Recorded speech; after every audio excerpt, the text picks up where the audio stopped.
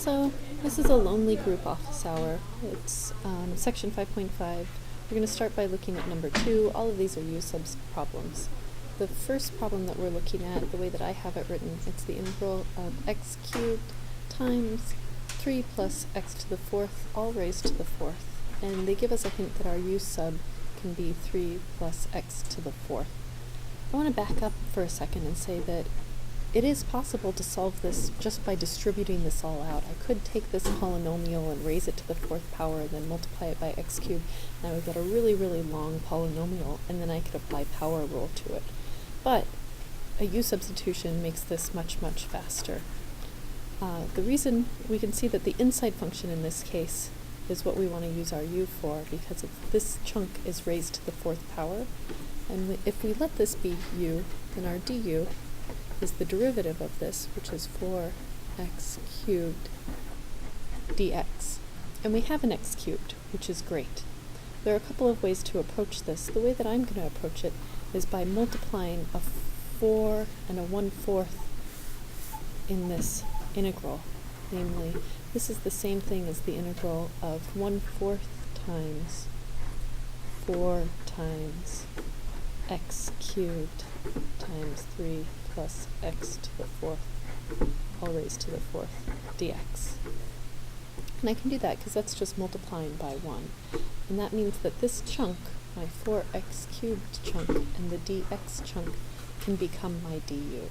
And I can rewrite this integral as the integral of 1/4 of u, because that's what u is, to the 4th, du, because all of this becomes my du. I can pull the 1/4 out front, and this becomes a very easy integral.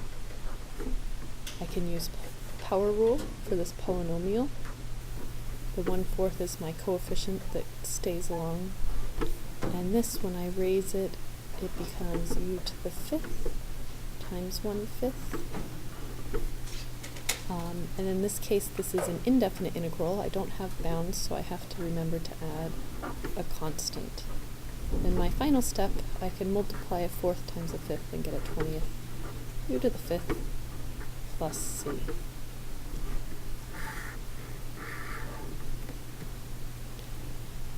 The next problem, so these are the problems that we're going to talk about. The next problem I want to talk about is 5.5, number 5. And this is a definite integral that's going to be very similar. And one of the big questions when doing u-sub integrals is which thing do I want my u to be? And to a certain degree, it's just something that you can learn through practice or through trial and error. Let's say that I pick one of these things to be my u, and if it doesn't work out, well, then you try another thing to be your u. In this case, I see that e is raised to a really messy power. So I'm going to set my u equal to that messy power, which is negative x to the 14th. That means that my du is going to be equal to negative 14x to the 13th dx, which is fortunate because I have an x to the 13th here that I can use as part of my u-sub. Again, I don't have the negative 14 coefficient, so I'm going to do the same trick that I did before. I'm going to multiply by negative 1/14, and negative 14, this doesn't change the value of the integral at all because I'm just multiplying by 1, x to the 13th, e to the negative x to the 14th dx, and I have all of my pieces for my du. I'm going to use the negative 14, and x to the 13th, and the dx all become my du. I'm going to pull this coefficient out front. Oh, one other thing. I'm going to do this in a slightly different way than one of the examples. My x bounds go from 0 to 1, and I'm going to leave them in terms of x. This is sort of an abusive notation. So if some other mathematician comes and haunts you, tell them that I told you that you could do this abusive notation where I'm keeping my bounds in terms of x, writing x equals 0 here to remind myself of that, even though the inside I'm going to convert into u's. So this becomes e to the u, and all of these other underlined pieces form my du. I think this is a step that people commonly forget when doing u substitutions. The whole point of doing this is to make easy integration.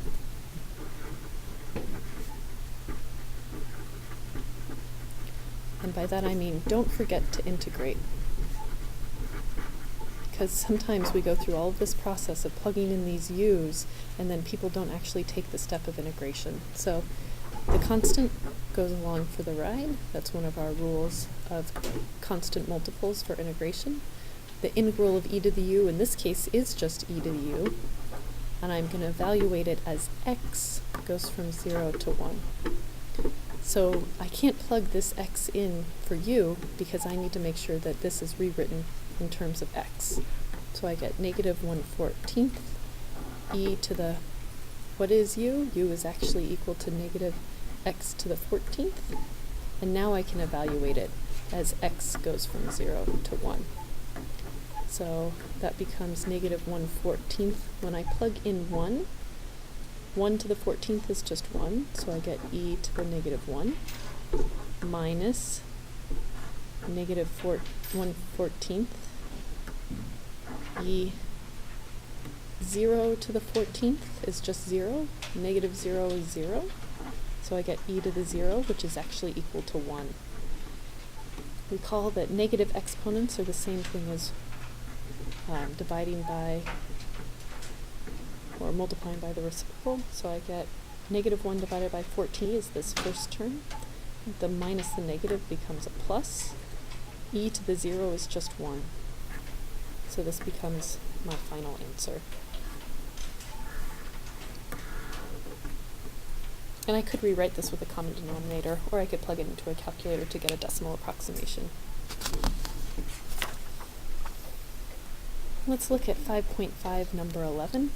Again, the important thing in this section is to figure out what do I want my u to be when I'm trying to do a u sub. In this case, I see that the sign is the outside function, and so natural log of 13x is going to be my inside function.